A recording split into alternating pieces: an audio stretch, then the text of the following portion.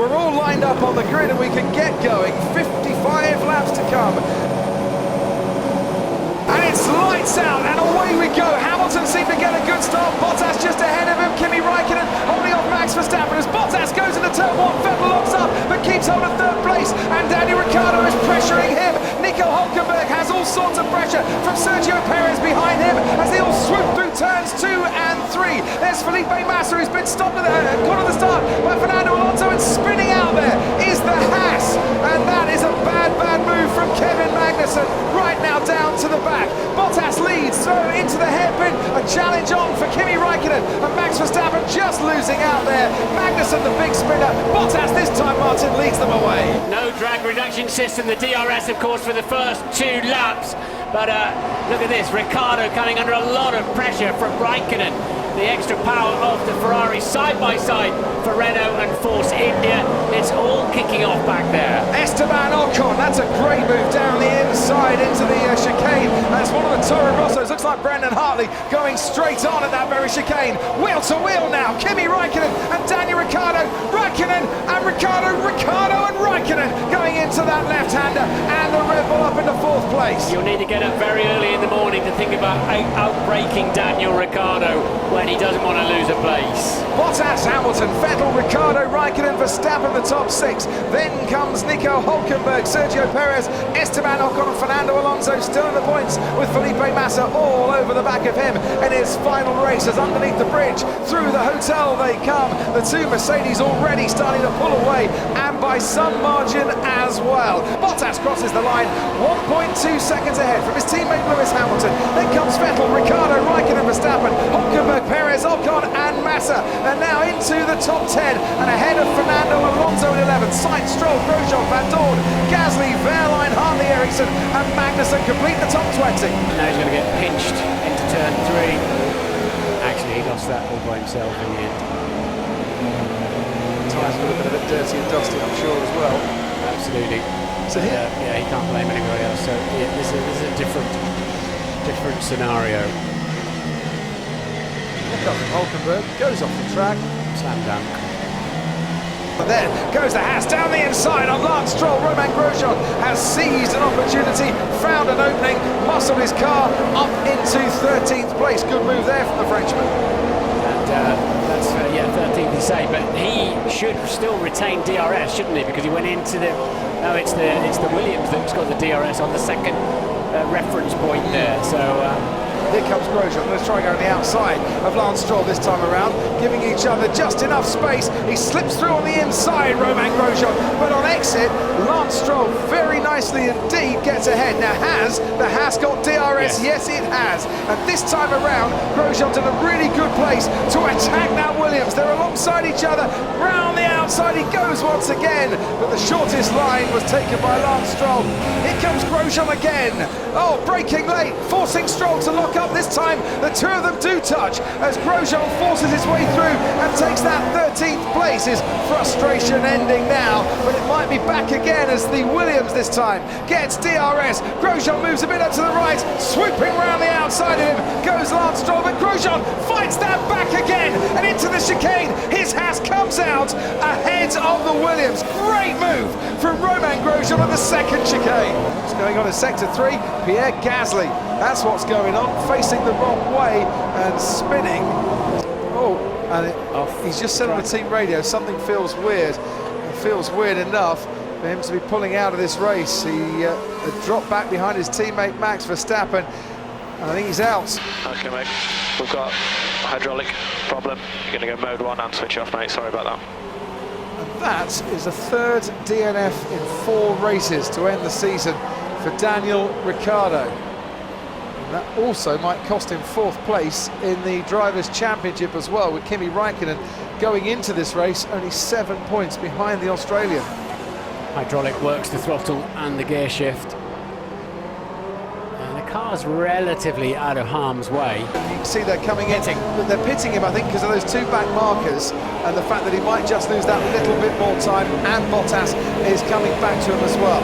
So he'll stop in the garage right at the start of the pit lane here, and they'll get super speedy, the Mercedes boys, on that pit stop, and very nice it was too.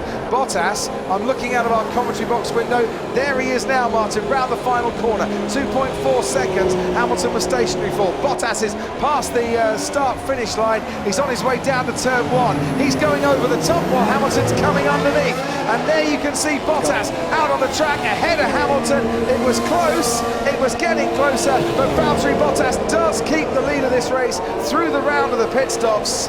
We felt at one stage it might have been an awful lot closer than it appears to be on the track now. He let it get too far away in the first phase of the race. He's a lot closer, and we've seen him very late on the brakes in the last few laps. Now, Bottas, can he hold his teammate off once again? Is Hamilton going to have a go once again? Look, there he's gaining, not just with DRS, but under the brakes as well. A couple of car lengths behind the fin as he makes his way through. He already knows where he can pass him if he can get within striking distance. And remember, never won a World Championship Grand Prix after he's taken a World Championship in that season. Oh, big lockup. Massive lockup. And he runs wide as well, Martin. We had to get off the brake pedal. Flat spots and tyres. Cadence braking and then getting out of it basically. As soon as the tyre stops rotating, you lose retardation, you lose braking capacity. The tyre has to be turning to slow you down. Ocon ahead of Alonso. Is Sainz ahead of Alonso? No, now he's got a problem. Front wheel's not on properly. He went wide coming out of the pits. Front wheel's not on properly, I don't think. Now, did the wheel not fly off? That's the thing. Carlos Ghosn, the president at Renault, with his head in his hands Renault, there. Crofty, for points. Well, it is. Yeah, one tyre is not on. Yep. Sainz confirming it. One tyre not fixed properly. His withdrawal promotes Nico Hülkenberg up. As it stands at the moment, One tyre is off. Okay, take a step. Stop the car. Stop the car, please. as it stands at the moment, we've got that yellow flag there as the car pulls off. Renault would still take 6th place in the Constructors' Championship. If Hülkenberg has a problem, then it could all change quite dramatically. And oh, look, straight away you could tell that wasn't on properly. He was struggling when he came out of the pit. Oh, he's lost it already.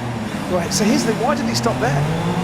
Blocked the tunnel, he wouldn't have been very popular for the rest of the pit stops. But he wouldn't, but he actually wouldn't have been coming out to the racetrack with a tyre that wasn't fixed properly. They'll be fine for this, Renault. But they'll start the party tonight with one driver as world champion, one driver winning the final Grand Prix of the season as well. And Valtteri Bottas, who was still on the podium here before, of course, for Williams in 2014, the only time he's ever taken points in Abu Dhabi, and well, he's gone one better tonight. A great lap for pole position yesterday, a great win for him to finish off the season. Valtteri Bottas wins the Abu Dhabi Grand Prix and finishes the season with a flourish into Mercedes-Benz 1 and 2 as Lewis Hamilton crosses the line in 2nd place.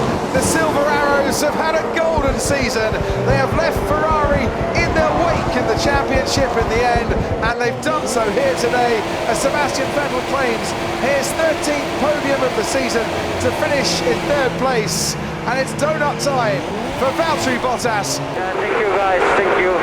Thank you very much for everything. Really enjoying to be here for this year, but also for these 16 years. So thank you very much. I love you guys. Thank you. Yeah, thank you, Felipe. It's been brilliant the last 3 years. It's been really good. Really enjoyed it. So thank you very much. And that's the season then. In 2017, Ferrari threw down the challenge to Mercedes. Mercedes came back after the summer break and stretched their advantage. They maintained their grip on both championship trophies. And it's all smiles as the man who replaced Nico Rosberg wins the final race of the season.